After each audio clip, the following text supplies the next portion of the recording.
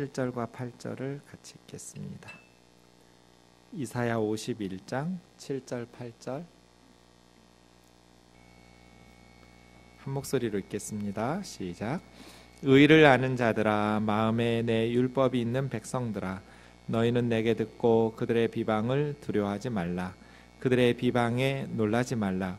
옷같이 좀이 그들을 먹을 것이며 양털같이 좀벌레가 그들을 먹을 것이나 나의 공의는 영원히 있겠고 나의 구원은 세세에 미치리이다. 아멘. 우리가 이사야 49장부터 55장까지 여호와의 종의 사역의 말씀들을 계속 묵상하고 있습니다. 여기는 제2 이사야 파트 부분에 해당하는 부분입니다. 이스라엘이 바벨론에 포로될 것을 예상하면서 바벨론에 있는 나라가 패망하고 절망 가운데 있는 그 백성들에게 하나님의 구원에 대해서 이야기하는데, 단순히 바벨론으로부터의 구원이 아니라 종말론적 구원, 여호와의 종 예수 그리스도를 통해서 이제 영원한 구원을 맛보게 될 것을 이야기하고 있습니다. 우리 지난 시간에 봤던 4절에서 6절까지 말씀을 좀 보면서 오늘 7절 8절을 보도록 하겠습니다. 시작. 내 백성이여 내게 주의하라. 내 나라여 내게 귀를 기울이라. 이는 율법이 내게서부터 나갈 것임이라. 내가 내 공의를 만민의 빛으로 세우리라. 내 공의가 가깝고 내 구원이 나갔은즉 내 팔이 만민을 심판하리니 섬들이 나를 앙망하여 내 팔에 의지하리라. 너희는 하늘로 눈을 들며 그 아래 땅을 살피라. 하늘이 연기같이 사라지고 땅이 옷같이 헤어지며 거기에 사는 자들이 하루살이같이 죽으려니와 나의 구원은 영원히 있고 나의 공의는 폐하여지지 아니하리라. 내 백성이여 내게 귀 기울여 주의해서 들으라는 거죠. 내 나라여 내게 귀를 기울이라. 하나님에게서 율법, 토라, 율법하면 하나님의 가르치심이, 하나님의 교훈이 하나님에게서 나가고, 그 하나님의 교훈에는 하나님의 공의가 들어있거든요. 하나님의 의가 담겨있는 그 하나님의 의로운 가르치심은 만민의 빛이 될 것이다. 5절 말씀에 보시면 하나님의 공의는 가깝고 하나님의 구원이 나갔은즉 하나님의 팔이 만민을 심판한다라는 것은 죄를 책망한다라는 의미보다는 다스린다 봐야 돼요.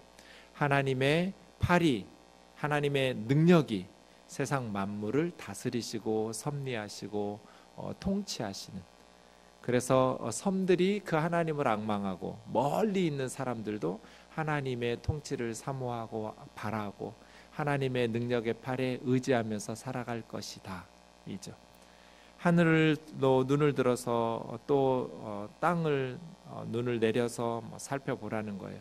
이 하늘과 땅이 다 사라질 것, 영원할 것 같은 하늘, 영원할 것 같은 땅도 언젠가 연기처럼 옷처럼 헤어지고 다 사라지겠지만, 영원해 보이는 하늘과 땅은 사라질지언정 또 거기 사는 사람들은 하루살이처럼 다 없어지는 날이 올지라도 하나님의 구원은 영원히, 하나님의 공의는 영원히. 이것이 지난 시간 말씀이었는데 오늘 말씀도 이어지고 있어요. 7절에 보시면 의를 아는 자들아, 마음에 내 율법이 있는 백성들아 이렇게 부르죠.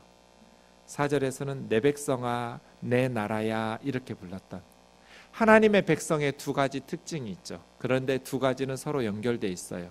하나님의 백성은 의를 아는 자들이, 이 의라고 번역된 체데크라는 말, 정의라고 번역하기도 하고 공의라고 번역하기도 하는 매우 중요한 하나님의 성품이기도 한 이 체데크를 안다라는 것은요, 사실은 지식적으로 아는 게 아니에요.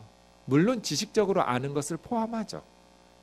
그런데 성경에서 야다라고 말하면 단순한 지식이 아니에요. 어떤 관계적 경험을 통해서 아는 거예요. 그래서 지식으로는 아는데 삶 속에서 관계적으로 이렇게 실천되지 않으면 아는 게 아니에요. 하나님을 안다고 말할 때, 하나님을 안다는 것은 단순히 지식적으로만 하나님에 대해서 아는 것이 아니죠. 하나님을 경험하고 그 하나님을 경험하는 것들을 통해서 하나님을 아는 것이죠. 어떤 사람이 제 주민등록증을 주워가지고 어떻게 생겼는지 사진도 보고 나이도 생일도 사는 집도 주소도 뭐 여러 가지 정보들을 안다고 해서 나 이 사람 알아 이렇게 말하지 않죠. 아는 사람이라고 말하지 않아요. 안다라는 말은 경험과 관계를 통해서 아는 거거든요. 하나님을 아는 것도 그런 거거든요. 정의, 체데크를 안다라고 말할 때 우리는 단순히 지식적으로 아는고 성경 공부해서 깨달은 게 아니에요. 물론 그것을 포함하고 있지만 더 본질적인 것은 경험적인 관계예요. 그래서 가끔 받는 질문인데요. 목사님, 아담과 하와가 선악과를 먹어야 되는 거 아니에요? 선악을 알아야 되는 거 아니에요?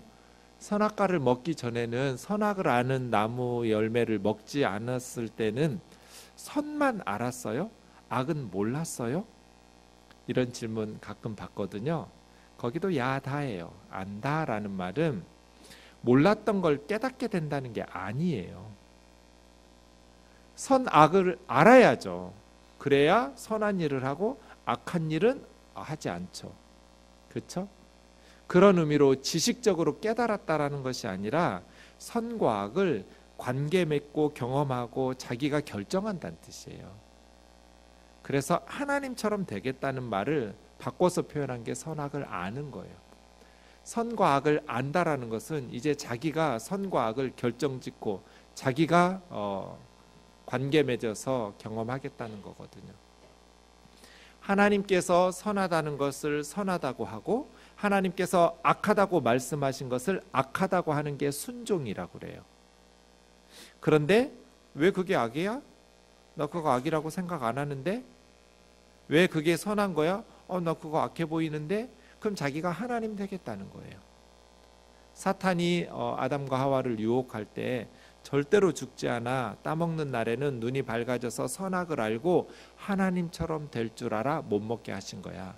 하나님처럼 된다라는 문장하고 선악을 안다는 문장하고 같은 의미예요. 선과 악을 내가 결정지어요. 자기가 자기 인생의 주인이 되고 자기가 자기 삶의 하나님이 되고자 하는 거예요. 그게 죄예요. 의를 안다라는 것을 성경은 한 번도 지식이라고 말하지 않아요. 삶의 실천으로 이어지는 경험과 행동이죠. 엘리의 대제사장 사무엘 시대에 그 두 아들은 아버지가 대제사장이고 자기들도 제사장이에요. 그런데 성경에서는 이 엘리의 아들들은 불량하여 하나님을 알지 못한다. 로야다 그랬어요. 알지 못한다. 어떻게 제사장이 지식적으로 하나님을 모를 수가 있어요? 날마다 제사 드리고 백성들 말씀 가르치는 사람인데요. 그런데 성경은 하나님을 모른다. 하나님을 안다면 백성들이 예물 드리러 온 짐승들을 빼돌려서 좋은 거 삶아먹고 이런 짓을 못하겠죠, 제사장이. 그때 하나님을 알지 못하더라. 성경은 그렇게 써놨어요. 그러니까 안다라는 단어는 기본적으로 관계와 경험과 실천을 의미해요. 의를 안다라고 말할 때는 머리가 좋다, 암기력이 좋다, 지적으로 잘 깨달았다는 의미일 뿐 아니라 그게 아니에요. 물론 그렇게 알아야죠. 머리로 바른 게 깨달아야죠. 말씀을 통해서. 하지만 그것을 바르게 실천하면서 살아가는 거예요. 이게 내 백성이에요. 하나님의 백성의 첫 번째 특징은 의를 아는 자들이에요. 의. 그럼 의가 뭘까? 여러 가지로 정의할 수 있지만 저는 체데크는 바른 관계 같아요. 하나님의 말씀에 따라 사는 삶이 의로운 삶이죠. 그래서 마음에 율법이 있는 백성, 이게 이제 하나님의 백성의 두 번째 특징인데요. 서로 연관되어 있다고 말씀드린. 어떻게 정의롭게 의를 알면서 살아갈 수 있느냐면 마음속에 하나님의 토라, 하나님의 교훈과 가르치심이 있는 사람. 마음속에 하나님의 율법이 있는 사람들을 의를 행하고 아는 사람들이 되거든요. 그러니까 체데크, 의라는 것은 하나님의 율법을 통해서 바른 관계를 맺는 거예요. 예컨대 어떤 사람이 지금 죽어가고 있어요. 예수님의 비유에 나오는 강도 만난 사마리아로 내려가는 그런 사람처럼 제사장이 그 강도 만나서 죽어가는 사람을 보았어요. 그런데 피하여 지나갔어요. 레위인이 지나가다가 그 죽어가는 사람 보았어요. 피해서 지나갔어요. 이 제사장과 레위인이 이 강도 맞는 사람에게 나쁜 짓 한 건 아니죠. 강도 짓을 하지 않았어요. 이 사람들은 강도들이 죽이도록 두드럽했죠. 악을 행하지는 않았어요. 그러니까 이 레위인과 제사장은 체데크, 의로운 사람이에요. 우리는 의의를 말할 때 거짓이나 폭력이나 도둑질이나 살인이나 간음이나 이러한 것들을 안 한 것을 의로운 삶이라고 생각하는데 그렇지 않다는 거예요. 의인은 마음속에 하나님의 율법을 가지고 사는 사람들인데, 하나님의 율법을 가지고 사는 사람들이 의롭다라고 말할 때 그 하나님의 율법은 단순히 이웃에게 악을 행하지 않은 것만이 아니에요. 그래서 제가 체데크는 바른 관계로 봐야 된다. 지금 죽어가는 사람에게 바른 관계는 살리는 거예요. 사마리아 사람처럼. 그렇지 않아요? 놔두면 죽는데 내가 때리지 않았으니까 나는 의롭게 살았어. 제사장이나 레위인처럼 그렇게 말할 수 있어요? 의롭다라고 말할 수 없어요. 그러니까 단순히 의를 행한다라는 것은 못된 짓을 하지 않는 것이 아니라는 거예요. 굶어 죽어가는 사람이 있어요. 그런데 나는 그 사람의 것을 도둑질하지도 않았고 빼앗지도 않았어요. 그냥 내 거 안 줬을 뿐이에요. 그러면 굶어 죽어가는 사람들을 모른 척 외면한 나는 의롭게 살다가 난 정직하게 일했어요. 땀 흘려서 정직하게 수고했어요. 그렇게 살았으니 남의 것을 도둑질하지도 않았고 빼앗지도 않았고 억압하고 착취하지도 않았어요. 그렇게 정직하게 살았으니 의롭게 살았느냐는 거예요. 그래서 체데크를 말할 때는 바른 관계라고 봐야 된다. 하나님과의 바른 관계, 혼신의 힘을 다해서 하나님을 사랑하는 것, 그게 의로운 거예요. 그렇지 않아요? 부모님을 몰라봐요. 그냥 근데 세상 모든 사람들에게 정말 착한 일 많이 해요. 회사에서나 가정에서나 정말 정직하고 착하고 성실해요. 너무너무 선한 일 많이 해요. 그런데 부모님에게는 불효해요. 부모를 별로 이렇게 부모로 인정을 안 해요. 그 사람 의롭게 살았어요? 정직하게 일하고 실력을 길러서 많은 사람들에게 구제하고 선행을 많이 베풀어요. 사람들이 뭐라고 그러겠어요? 야, 불쌍한 사람 도울라 하지 말고 니네 엄마 아빠부터 챙겨. 니네 부모는 그렇게 너를 기다리고 사랑하고 정말 눈에 넣어도 아프지 않을 만큼 너를 애지중지 키웠는데 그 늙으신 부모는 외면하고 남들에게 칭찬받고 인정받으면서 그렇게 불쌍한 사람들을 구제하면 그게 옳은 거냐는 거예요. 이게 하나님과의 관계에도 적용이 돼요. 세상 사람들에게 정말 착한 일을, 선한 일을 많이 하면서 살아요. 그런데 하나님과 바른 관계가 없어요. 그러면 의롭게 산 사람이에요? 체데크예요? 아니에요. 하나님이 지으셨어요. 하나님이 눈에 넣어도 아프지 않도록 정말 애지중지 사랑하시고 우리를 위해서 그의 아들을 예수 그리스도를 십자가에 내어주시기까지 우리를 극진히 사랑하셨어요. 그런데 그 하나님에게는 관심도 없어요. 세상 사람들에게 선한 일 많이 했다고 해서 그 사람이 의롭게 산 사람이냐는 거예요. 나 도둑질도 안 하고 강도짓도 안 하고 사기도 안 치고 정직하게 땀 흘려서 일한 대로 그렇게 의롭게 살았다. 양심껏 부끄러움 없이 살았다. 이게 체데크냐는 거예요. 그래서 체덱, 의라고 말할 때는 바른 관계라고 말해야 된다.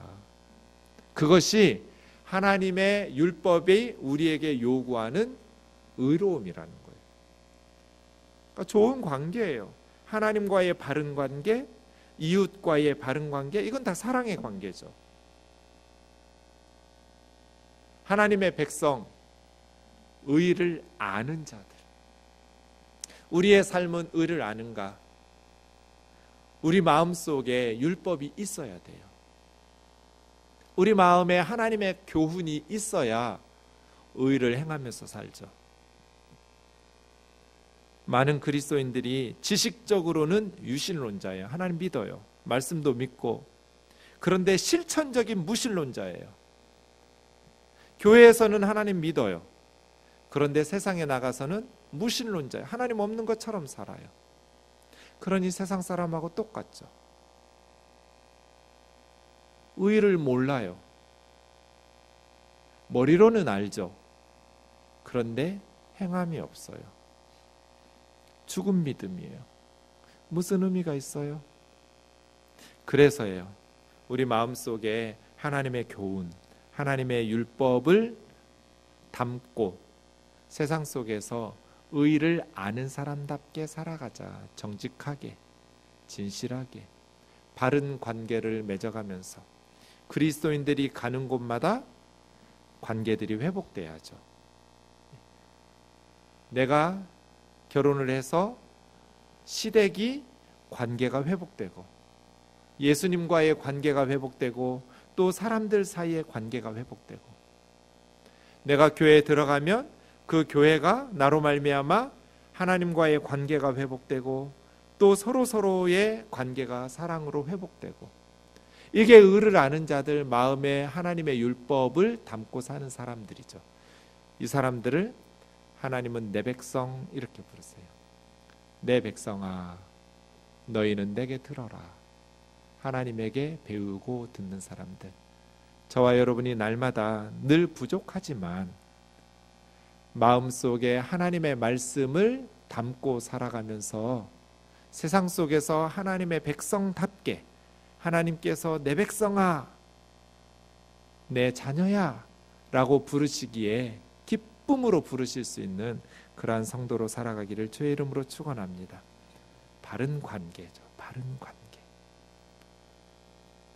그들의 비방, 그들은 사람들이에요. 뒤에 보면 그들의 비방을 두려워하지 말라. 사람의 비방에 놀라지 말라. 그런데 한글 성경은 둘 다 비방인데요. 원문에 보면 앞에 비방하고 뒤에 비방이 다르고요.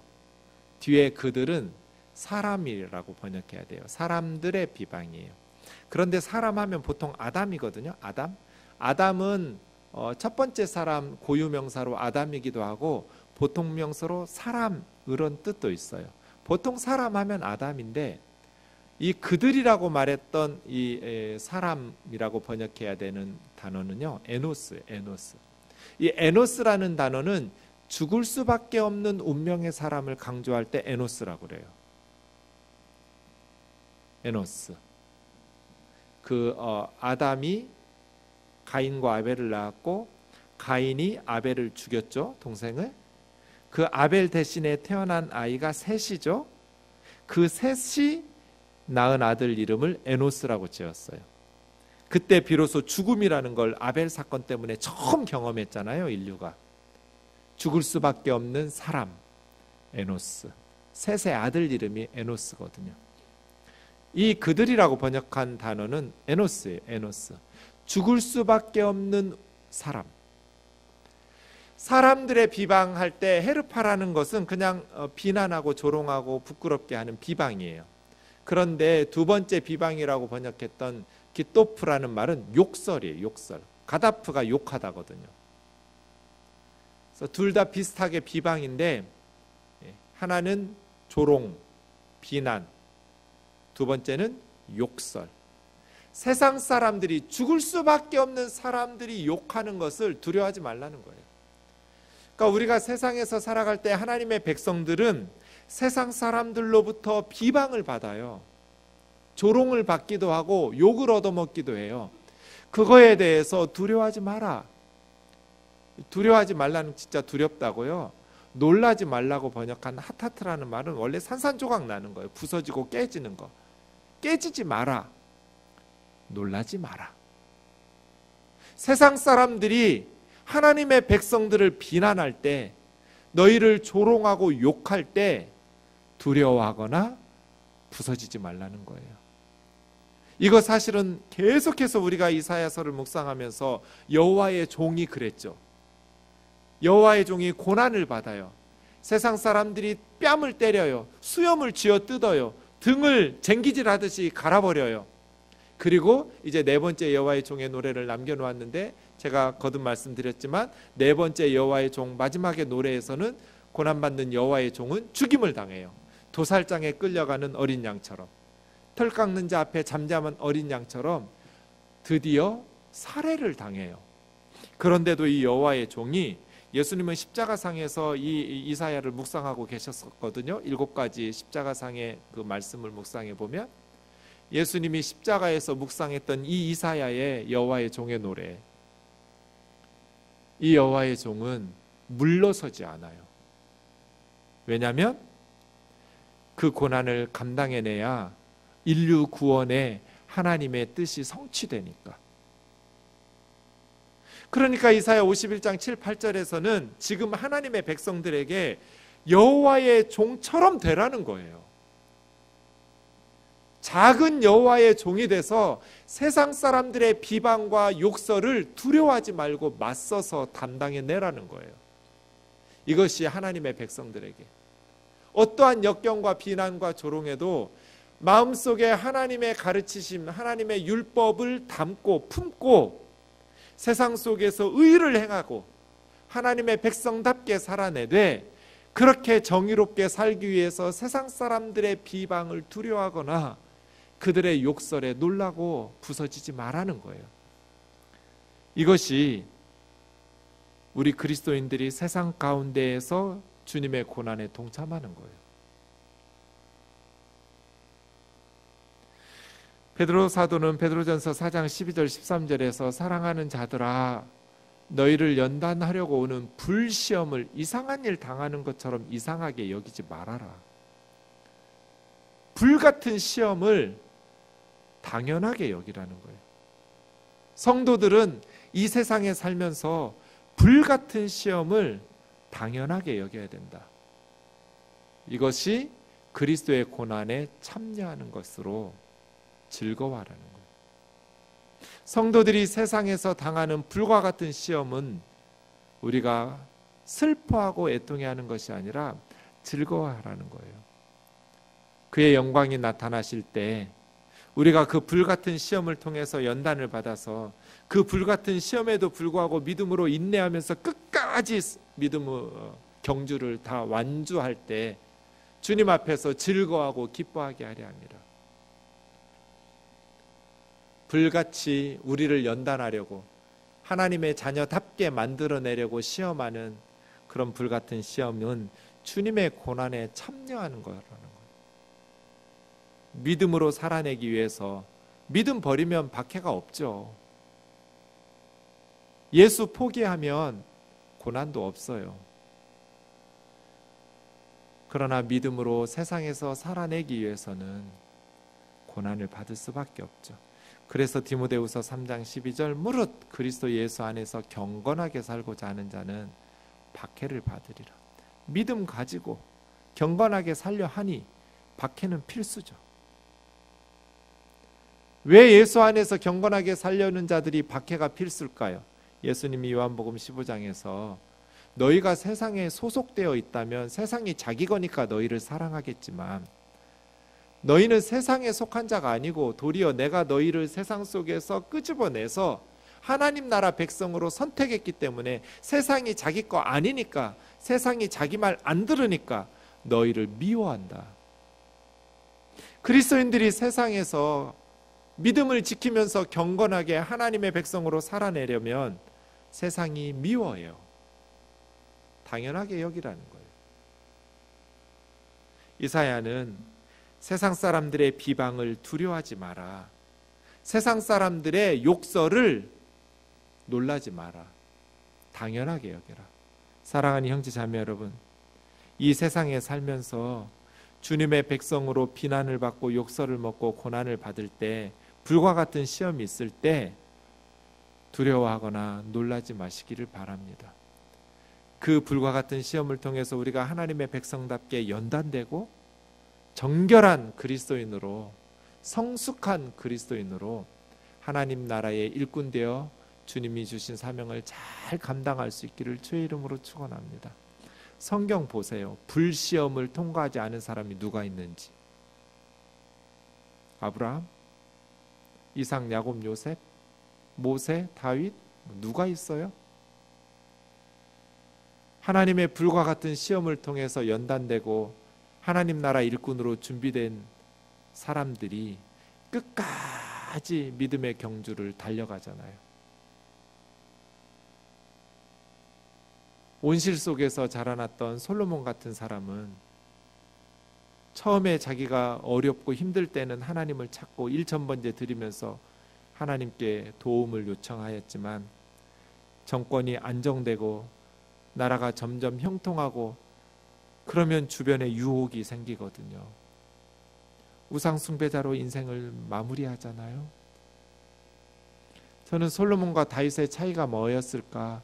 솔로몬이 훨씬 지혜로웠고 다윗보다 훨씬 더 많은 장점들이 있었는데도 불구하고 솔로몬이 그렇게 하나님의 선지자들이 계속해서 회개하도록 촉구하는데도 불구하고 끝까지 회개를 거부하면서 멸망의 길을 고집했던 것은 자기 아버지 다윗처럼 불과 같은 시험 속에서 경험적으로 하나님을 체험하지 못했기 때문은 아닐까 하고 생각해요. 사랑하는 형제 자매 여러분, 우리의 사명은 우리를 위해서 십자가의 고난을 참아내신 예수님처럼 세상에서 의롭게 살기 위해서 하나님의 율법을 마음에 품고 그 말씀대로 순종하며 살기 위해서 욕설과 때로는 비방을 받는 것을 두려워하지 않고 살아내는 거예요. 이것이 7절이에요. 8절에는 그 이유를 말하고 있어요. 왜 하나님의 백성들이 세상 사람들의 비방과 욕설에 두려워하거나 놀라지 말아야 하는가? 8절, 그 세상 사람들은 옷이나 좀이 그들을 먹을 것이며 양털같이 좀벌레가 그들을 먹을 것이나, 이 두 가지 이유가 있는데요. 첫 번째가 이거예요. 우리를 비방한 세상 사람들은 다 사라진다는 거예요. 그래서 에노스예요. 아담이 아니라. 에노스는 죽을 수밖에 없는 사람이거든요. 우리를 비방하고 우리에게 욕을 퍼부었던 세상 사람들 결국 다 옷처럼 좀벌레에 먹혀서 사라지는, 낡아지고 없어지는, 헤어지는 옷과 같이 언젠가 다 사라져요. 그래서 하나님의 백성들은 세상 사람들을 두려워하지 말아야 돼요. 세상 사람들의 비방을 두려워하는 것이 아니라 하나님 앞에서 책망받은 것을 두려워해야죠. 두 번째, 왜 하나님의 백성들이 세상 사람들의 비방과 욕설을 두려워하거나 놀라지 말아야 하는가? 하나님의 공의가 영원하고 하나님의 구원은 세세에 미치기 때문이에요. 이 하나님의 공의가 체데크예요. 똑같아요. 의를 아는 자들아, 같은 단어예요. 7절에 하나님의 공의, 하나님의 의는 영원하거든요. 하나님의 백성들을 비방하고 욕하는 세상 사람들은 언젠가 다 사라지지만 하나님의 공의는 영원하고 하나님의 구원도 영원해요. 우리 주 예수 그리스도를 통해서 베푸신 하나님의 구원은 세세에 미치리로다. 영원히. 그래서 우리가 이따가 사라지는 세상 사람들을 두려워할 것인가, 영원히 세세 무궁토록 있을 하나님의 공의와 구원을 두려워할 것인가, 우리가 무엇을 붙잡을 것인가 하고 딱 선택지를 제시한 거예요. 사랑하는 형제 자매 여러분, 하나님은 반드시 구원을 이루실 거예요. 우리를 죽일 수는 있어요, 세상 사람들이. 그러나 하나님의 공의와 하나님의 구원을 제거할 수는 없어요. 우리는 이 땅에 살지만 하나님의 구원과 하나님의 공의를 사모하고 바라보면서 사는 사람들이에요. 얼마 전 20대 한 미국인 선교사가 인도의 센티널 섬이라는 곳에서 순교당했어요. 거기 인도 정부에서 들어가지 말라고 금지시켰어요. 왜냐하면 그 섬 사람들은 외지인들을 죽여요. 자기들끼리 고립되어 있어요. 왜냐하면 외지인들이 왔다가 바이러스 때문에 죽은 트라우마가 있어요. 이 섬 사람들은. 외지 사람들이 들어오면 이 청정 지역의 사람들에게는 감당할 수 없는, 서구 사람들이 이미 우리는 다 면역력이 있어서 괜찮은데 그런 원시 부족에게 가면 조심해야 되거든요. 피차 간의 이 바이러스 문제 때문에 그들은 감당하지 못하고 멸절당할 수 있어요. 그런데 그걸 알았어요. 그런데 그들에게도 예수 그리스도의 복음을 전해야겠어요. 이 젊은이가 20대에. 그래서 써놓고 갔어요. 나는 그들에게 복음을 전하러 가야 된다. 설령 내가 순교를 당해도 그 원주민들에게 보복하면 안 된다. 사랑해야 된다. 누군가가 또 그들에게 복음을 전할 것이고 누군가가 기도할 것이고 그들을 사랑해서. 지혜롭지 못했다고 저 생각해요. 그런데 그 젊은이의 마음은 너무 저 자신을 부끄럽게 했어요. 예수님의 복음을 듣지 못하고 죽어가는 그 섬 사람들을 위해서 내 생명을 걸고 예수 그리스도의 복음을 전해주겠다고 갈 수 있는가? 선택이죠.